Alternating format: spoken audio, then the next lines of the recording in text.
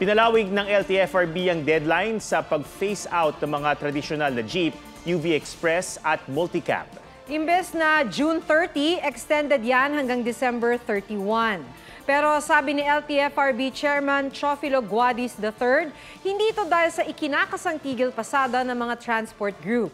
Alinsunod daw ito sa utos ni Transportation Secretary Jaime Bautista at pahayag ni Pangulong Bongbong Marcos na dapat may baguhin sa implementasyon ng modernization program. Pero nagmatigas ang grupong Manibela na nasa likod ng planong tigil pasada.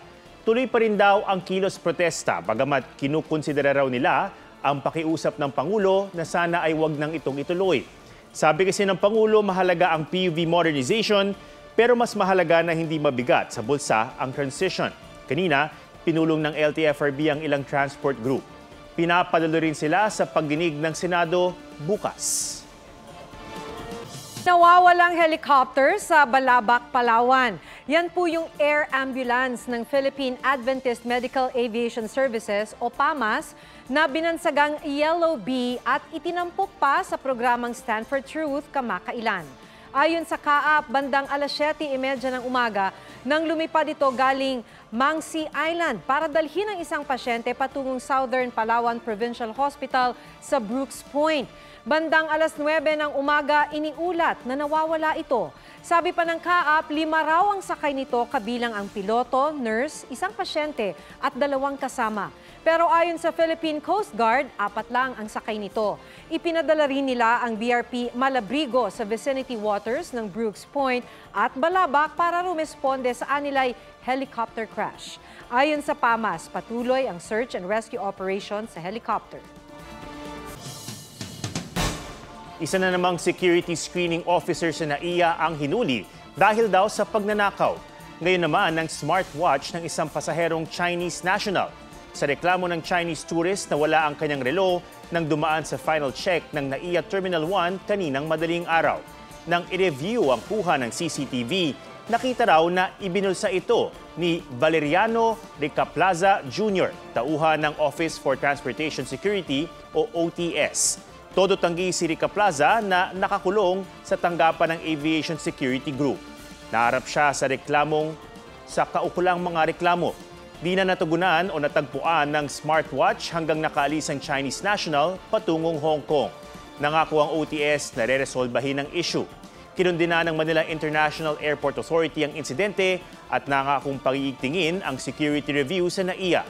Ang insidenteng ito ay kasunod ng nabuking na pagnanakaw umano ng pera ng ilang security screening officer sa isang Thai passenger sa NAIA Terminal 2 noong 1 linggo.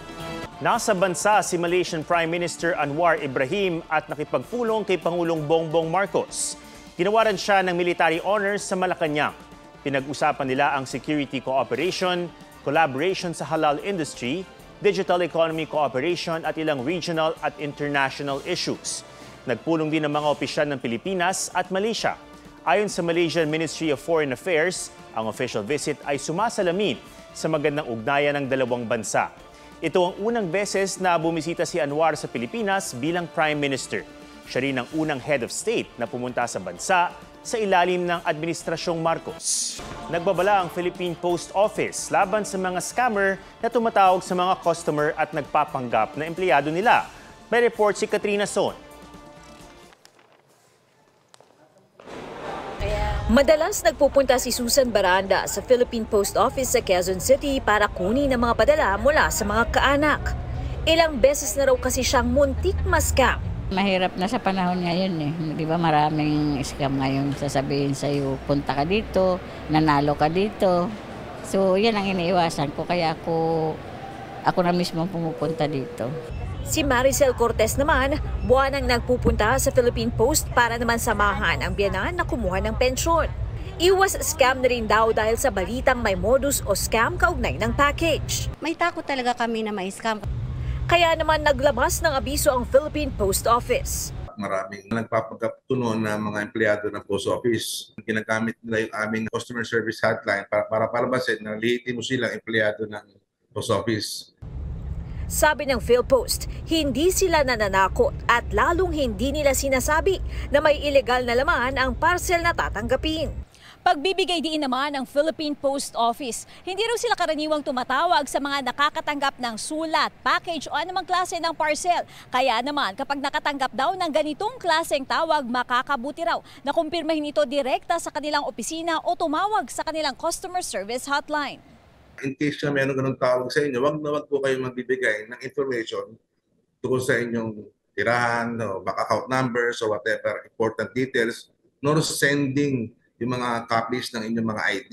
Nakikipag-ugnayan na raw sila sa mga otoridad ukol dito. Sa datos ng PNP Cybercrime, mula buwan ng Disyembre ay may naitala na silang 25 kaso ng mail scammers. Kaya naman paalala ng mga otoridad, reminder to the public, when you receive calls from automated machines na ganyan using PhilPost number, and if you are not expecting any package, wala po kayo ina-expect na package or anything, huwag nyo na lang pong sagutin ang telepono, just drop the call and report to us. Katrina Son, nagbabalita para sa GMA Integrated News. Isang alagang aso ang marunong daw magsumbong kapag hindi nabigyan ng pagkain. May isa namang kaya raw umuwi mag-isa matapos magpa-groom. Pusuan na yan sa report ni Oscar Oida. Halika na, pasok ka. Pasok ka na. Pasok ka na sa shop. Tara. Bibilib ka sa asong si Fufi. After grooming session sa pet salon, kaya nang umuwing mag-isa? Palabasin na lang po siya tapos message po ako kapag umuwi na siya. Thanks po. Marunong naman po siya. Sige po. Ang cute. Tapos na po, ma'am. Pauwiin na namin. Yan ang combo ng amo ni Fufi na si Mitzi at ang groomer na nag-alangan pangaraw pauwiin mag-isa ang aso dahil baka masagasaan. Pero ayon kay Mitzi, sanay na raw si Fufi. Sinusundo niya pa raw ito noon. Pero kamakailan lang ay nadiskubre nilang marunong itong umuwi. Tumatahol siya kapag nasa labas na ng kanilang bahay. Well-groomed na, independent pa. Itong asong si RC naman, makikitang naghihintay bigyan ng pagkain. Kaso si Kuya, busy sa cellphone. Kaya si RC pumunta sa amo at tila nagsusumbong. Kwento ng fur parent nitong si Ronald, laging tumatabi sa taong kumakain ang alaga. At kapag hindi ito pinansin, biglang pasweet ang drama para bigyan ng treat. Oscar Oida, nagbabalita para sa GMA Integrated News. Tuloy-tuloy lang ang mga balitang dapat niyong malaman. Susunod na ang saksi. Ako si Ato Marauli. At ako si Maki Pulido. Para sa Pilipino, ito ang State of the Nation. Huwag magpahuli sa mga balitang dapat niyong malaman. Maaring mapanood ang State of the Nation at iba pang newscasts sa youtube.com/GMA News. I-click lang ang subscribe button.